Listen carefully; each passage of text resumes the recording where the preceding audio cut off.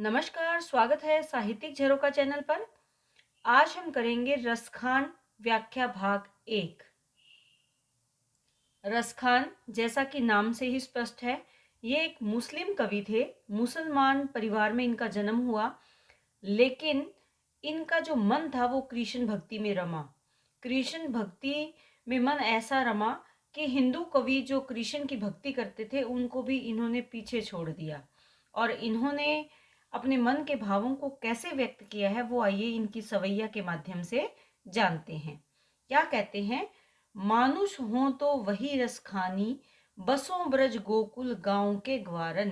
कि मानुष हो यानी मैं अगर मानुष बनूं, मैं अगर मानव के रूप में जन्म लूं तो वही रस खानी। कि वही रस खान क्या बनना चाहता है? अगर मानव बनना चाहता है तो बसों ब्रज गोकुल गांव के ग्वारन। कि बसना चाहता हूँ ब्रज और गोकुल गांव के जो ग्वाले हैं वहीं पर रहना चाहता हूँ, उनके साथ रहना चाहता हूँ, वहीं पर निवास करना चाहता हूँ। क्यों निवास करना चाहते हैं? क्योंकि ब्रज और गोकुल किससे जुड़ी हुई हैं? कृष्ण से जुड़ी हुई हैं। ये स्थान कृष्ण से जुड़े हुए हैं, इसीलिए वो कहते हैं कि अगर मैं मनुष्य के रूप में जन्म लेना, मुझे जन्म प्राप्त हो या जन्म लूं तो मैं कहाँ लूं? ब्रज और गोकुल के ग्वालों के साथ लूं, वहीं पर रहूं। जो पशु हो तो कहाँ बस मेरो, चरो नित नंद की धेनु मझारन। मंझारन होता है मध्य में। किसके मध्य में? ब्रज की पशुओं के मध्य में। कि जो पशु हो तो हो यानी मैं अगर पशु के रूप में रहूं तो कहाँ? मेरो चरों नित, कि बस मेरो, मेरा मेरा बस चले तो चरों चरूं नित प्रतिदिन, नंद की धेनु यानी गायों के बीच में। धेनु गायें या गायों के बीच में, मध्य में चरूं यानी मैं अगर पशु के रूप में जन्म लेना चाहूं, पशु बनूं तो क्या बनूं? कि मैं गाय के रूप में आऊं और नंद की गायों के मध्य में मैं भी उनके साथ चरता रहूं। पाहन हो तो वही गिरी, को जो धोर्यो धार्यो कर छत्र पुरंदर धारण। कि अगर पाहन, अगर मैं पत्थर बनूं तो वही गिरी, वही पत्थर बनूं जो धार्यो, जो धारण किया, धार्यो यानी धारण किया, कर अर्थात हाथ पर, किस लिए? छत्र पुरंदर, पुरंदर है इंद्र, इंद्र का अहंकार नष्ट करने के लिए धारण किया, उसका हरण किया। किसका? इंद्र का अहंकार हरण किया। उस गिरी को, उस पत्थर को अपने हाथ में धारण करके, कौन से पत्थर को धारण किया था? जो गोवर्धन पर्वत को धारण किया था। तो वो कहना चाहते हैं कि यदि मैं पत्थर भी बनूं तो उस गोवर्धन पर्वत का पत्थर बनूं जिसे कृष्ण ने अपनी अपनी उंगली पर धारण करके इंद्र के क्रोध को नष्ट कर दिया था, उनके अहंकार को नष्ट कर दिया था। जो खग हो तो बसेरो, करो मिली कालंदी, कूल कदम्ब की डारन। कि अगर मैं खग अर्थात पक्षी बनूं, कि पक्षी के रूप में अगर जन्म लूं तो बसेरो करूं, तो बसेरा कहाँ पर करूं? कालिंदी यानी यमुना के, कूल यानी तट पर लगे हुए जो कदम्ब के पेड़ हैं उसकी डाली पर, डारन यानी डाली पर।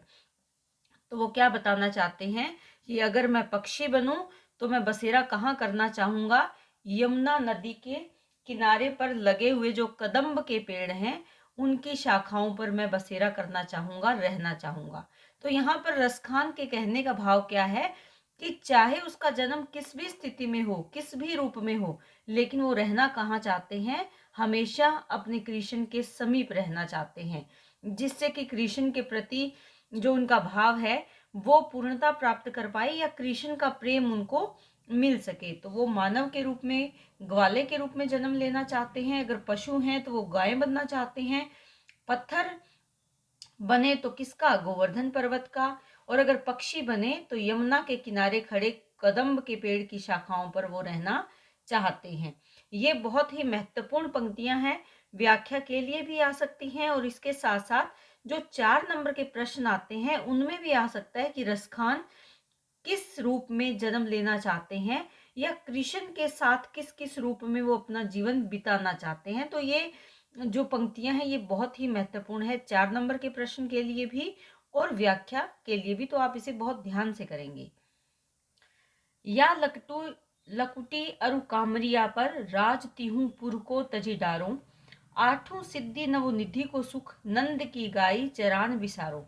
यहाँ पर रसखान जी अपनी सवैया के माध्यम से क्या कहना चाहते हैं कि या लकुटी, लकुटी यानी लाठी, अरु और कामरिया, कामरिया यानी कंबली, कंबली छोटा ओढ़ने का जो वस्त्र होता है, कि इस कामरिया, इस लाठी और इस कंबली पर राज तिहु पुर को तजी डारू, तिहुपुर यानी तीनों लोकों का, तिहु यानी तीन, पुर अर्थात लोक, तीन लोक कौन से होते हैं, आकाश पताल और पृथ्वी का, तजी यानी त्याग दूं, डारो डालूं, त्याग डालूं, इस लकुटी, इस लाठी और कंबली पर, जिस लाठी और कंबली को लेकर गायें चराने के लिए गोकुल की भूमि में जाते हैं, ब्रज की भूमि पर जाते हैं, उन दोनों पर मैं तीनों लोकों का जो सुख है वो त्याग सकता हूँ। आठों सिद्धि, 8 सिद्धियां और 9 निधियां, यानी सभी प्रकार की जो सुख समृद्धि है उसको, 8 सिद्धि यानी सिद्ध अवस्था और 9 निधि यानी जो खजाना, संपूर्ण खजाना इस संसार का है, उसको सुख नंद की गाय चरान बिसारो, इन सभी सुखों को नंद की गायों को चराने के लिए बिसारो, भुला सकता हूँ। अर्थात अगर मुझे नंद की गायों को चलाने का अवसर मिले तो मैं 8 सिद्धियों और 9 निधि के सुख को भी त्याग सकता हूँ, छोड़ सकता हूँ। रसखानी कबो इन आँखिन सो ब्रज के बन बाग तड़ाग निहारो। रसखान कहता है कि कभी इन आंखों से ब्रज के वन, बाग और तड़ाग यानी तालाब, तालाब निहारो अर्थात देखने के लिए वो क्या कहते हैं कि मैं अत्यंत व्याकुल हूँ। कबो यानी कभी, इन आंखों से, कि मुझे ऐसा अवसर मिले कि मैं इन आंखों से ब्रज भूमि में बने हुए जो वन है, बाग बगीचे हैं, तालाब हैं, उनको निहारने के लिए मैं अत्यंत व्याकुल हूँ। कोटिक रो कल धोत के धाम करील के कुंज ऊपर वारूं। कोटिक, कोटिक अर्थात करोड़ों, कल धोत क्या होता है, महल, बड़ी इमारतें या महल के जो धाम हैं, करील के कुंज, इन बड़ी बड़ी करोड़ों करोड़ों जो बड़ी बड़ी इमारतों का सुख है या बड़े बड़े महलों का जो सुख है, उस सुख को करील के कुंज, करील अर्थात कांटेदार, कुंज अर्थात समूह, कांटेदार झाड़ियों के जो समूह है उनके ऊपर वारूं, न्योछावर करता हूँ। झाड़ियों के समूह कहाँ के हैं, जो ब्रज के वृक्षों के समूह है, ब्रज भूमि में जो उगे हुए जंगल में पेड़ पौधों के समूह है, उन पर मैं महलों का सुख भी न्योछावर करता हूँ। क्यों? क्योंकि ये जो वन है, ये जो कुंज है, ये वो स्थान है जहाँ पर गायों को चराते समय जो कृष्ण थे वो खेला करते थे, अपनी लीलाएं किया करते थे। तो ऐसे वन या झाड़ियों पर वो करोड़ों भव्य महलों को भी न्योछावर करने के लिए तैयार है या तत्पर है। तो बहुत ही सुंदर सवैया की रचना उन्होंने की है। इसमें आप ये ध्यान में रखेंगे कि जो रसखान ने लिखे हैं ये सवैया छंद में इनका प्रयोग इन्होंने किया है। यहाँ पर आप देखेंगे कि नवोनिधि, ब्रज के वन और करील के कुंज, अनुप्रास अलंकार का प्रयोग किया है। तो भाषा ब्रज भाषा है जो कि बहुत ही सरल है, जैसे हमने सूरदास पढ़ा था ब्रज भाषा में था, तो यहाँ पर भी सुंदर ब्रज भाषा का प्रयोग इन्होंने किया है। इस सवैया में एक गोपी अपने मन के भावों को अभिव्यक्त करती है। गोपी के लिए मुरली हमेशा ही उसकी बैरन रही है, क्योंकि कृष्ण जब मुरली बजाते हैं तो सब कुछ भूल जाते हैं। तो उसी भाव को गोपी ने अभिव्यक्त किया है कि मोर पखा सिर ऊपर राखी हूँ, गुंज की मारा गरे पहिरोंगी। पहिरोंगी अर्थात वो क्या करना चाहती है, कृष्ण का रूप धारण करती है कि मोर पंख को सिर के ऊपर राखूंगी, राखी हूँ यानी रखूंगी मैं, मोर पंख सिर के ऊपर धारण करूंगी और गुंज की माल मैं गले में पहन लूंगी। गुंज अर्थात जो बहुमूल्य रति है उसकी माला भी मैं गले में धारण कर लूंगी। ओढ़ी पीतंबर, ओढ़ लूंगी पीला जो वस्त्र है, ले लकुटी लेकर लाठी, वन गोधन, वन में जाऊंगी, गोधन यानी गायों का जो धन है, गौ धन है, गायों के साथ गवारनी संग फिरूंगी और ग्वालों के साथ मैं फिरूंगी। कहाँ पर? वन में। गायों को साथ लेकर जाऊंगी और ग्वालों के साथ उनको चराऊंगी। भाव तो वो ही मेरो रस खानी, सो तेरे कहे सब स्वांग करूंगी। कि मुझे भाता है, अच्छा लगता है, वही कृष्ण जो मेरे रस खान हैं, रस की खान है। सो तेरे कहे, तुम्हारे कहे, कृष्ण से कहती है कि तुम जो जो कहोगे सभी प्रकार का स्वांग मैं करूंगी। स्वांग करूंगी यानी रूप धारण करूंगी, नकल करूंगी, अनुकरण करूंगी, जैसा मुझे कहेंगे कृष्ण के जैसा मैं सभी प्रकार का कार्य करूंगी। यह मुरली मुरलीधर की, लेकिन ये जो मुरलीधर की मुरली है, मुरलीधर कौन? कृष्ण। कृष्ण की जो मुरली है, अधरन धरी, अधरा न धरूंगी, जो उन्होंने अपने होठों पर, अधर यानी होठ, होठों पर रखी हुई है, उसे मैं अपने होठों पर न धरूंगी, नहीं रखूंगी। जो अधरान होठों पर धरी है, धारण कर रखी है, अधरा न धरूंगी, अपने होठों पर नहीं धारण करूंगी। क्यों नहीं धारण करना चाहती? क्योंकि वो उसे अपनी सोत मानती है, उसे अपनी बैरिन मानती है। वो ये मानती है कि जब मुरली कृष्ण के पास होती है तो कृष्ण गोपियों को भूल जाते हैं। तो गोपी कृष्ण के सभी प्रकार के स्वांग करना चाहती है, उनकी नकल करना चाहती है, उनका अनुकरण करना चाहती है, लेकिन मुरली को अपने होठों पर धारण नहीं करना चाहती। तो यहाँ पर गोपी के मन के भावों को ब्रज भाषा में सुंदर अभिव्यक्ति रसखान ने दी है। कहने भय बस बांसुरी के, अब कौन सखी हमको चाहिए। यहाँ पर एक गोपी अपने मन के भाव को अभिव्यक्त करती है और वो क्या कहती है कि कहने यानी कृष्ण भय हो गए हैं, बस में, किसके बस में हो गए हैं? बांसुरी के बस में। अब कौन सखी हमको चाहिए, चाहिए यानी चाहेगा। तो वो क्या कहती हैं कि हे सखी, अब कौन है जो हमसे प्रेम करेगा, हमें चाहेगा। क्यों? क्योंकि कृष्ण तो बांसुरी के बस में हो गए हैं। निसधोष रहे संग साथ लगी, निसधोष यानी दिन और रात, निस अर्थात रात, धोष यानी दिन, कि रात दिन संग रहे, साथ लगी, कि रात दिन बांसुरी कृष्ण के साथ लगी रहती है। यह सोतिन तापन क्यों सहिए, और इस सोतन का जो ताप यानी पीड़ा है, दुख है, वो हम क्यों सहन करें, क्यों सहिए, क्यों सहन करें, क्यों सहती रहें, क्यों सहती रहें। जिन मोहि लियो मन मोहन को, रस खानी सदा हमको दहिए। कि जिन मोहि लियो, जिसने मोह लिया है, मन को मोहने वाले कृष्ण को, कि जो औरों का मन मोहते हैं उसको किसने मोह लिया है? बांसुरी ने मोह लिया है। रस खानी सदा हमको दहिए, और वो हमेशा हमको हमको यानी मुझको या गोपियों को दहिए, जलाती रहती है, दहन करती रहती है। मिली आओ सबे सखी भाग चले। तो सखी क्या कहती है कि मिलकर आ जाओ सारी सखियों, हम यहाँ से भाग चले।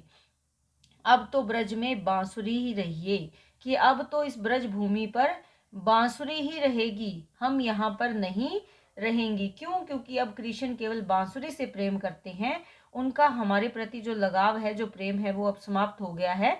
इसलिए अब हमें इस भूमि को छोड़कर चले जाना चाहिए। लोक की लाज तजी तभी जब देखियो सखी ब्रज नंद सलोनो।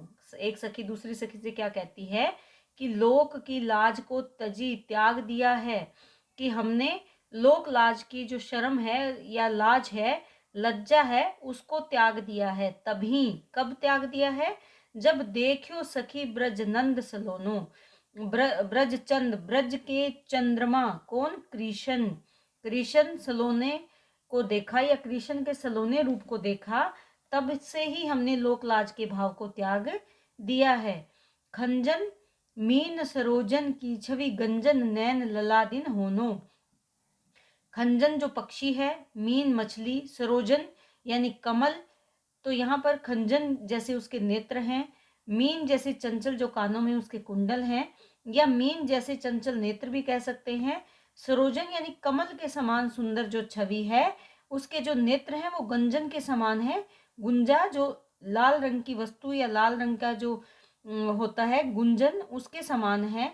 लला दिन होनो, कि लला अर्थात कृष्ण कैसे हैं? कृष्ण कमल के समान सुंदर, मुख और नैनों की छवि क्या करती है? सबको प्रभावित करती है। इसीलिए उन्होंने लोक लाज का भाव त्याग दिया है, क्योंकि कृष्ण का रूप सौंदर्य सबको प्रभावित कर रहा है। रसखानी निहारी सके जू सम्हारी के, को तिय है वह रूप सुठोनो। रसखान कहते हैं कि निहारी सके, निहारी सके यानी उनको देख कर, जो सम्हारी के, जो संभल जाए, को तिय है वह कौन है, उस रूप, वह रूप सुठोनो, सुठोनो का मतलब क्या है, सुंदर या आकर्षित करने वाले, प्रभावित करने वाले, कि ऐसा कौन है वहां पर जो उस सुंदर रूप को देखकर, निहार कर संभल जाए, अर्थात जो उसको देखता है वो मोहित हो जाता है या प्रभावित हो जाता है। वो कमानसो को सब बेधत प्राणनी नंद को छोनो।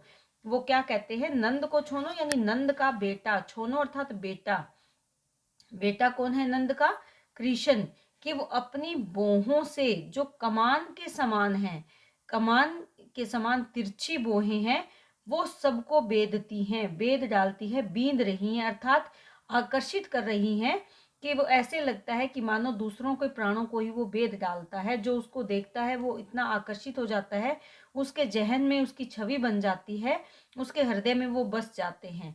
तो कृष्ण के रूप सौंदर्य का यहाँ पर वर्णन किया है कि जो उनको देखता है वो हमेशा के लिए उनके प्रति मोहित हो जाता है या उनके रूप सौंदर्य से बंध जाता है।